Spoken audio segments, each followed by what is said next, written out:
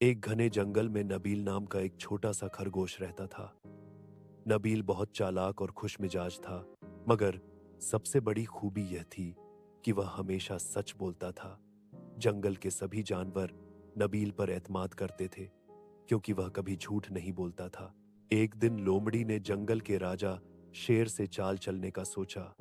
उसने शहद का एक मर्तबान चुरा लिया और कहा, यह तो बंदर ने चुराया है। शेर बहुत गुस्से में आ गया और बंदर को पकड़ने निकला। नबील ने यह सब देखा और फौरन आगे बढ़ा।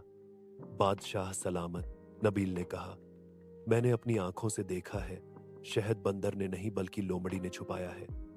लोमड़ी ने झूठ बोलने की कोशिश की, मगर जब शहद उसकी झोंपड़ी से मिला तो सब जान गए कि नबील सच कह रहा था।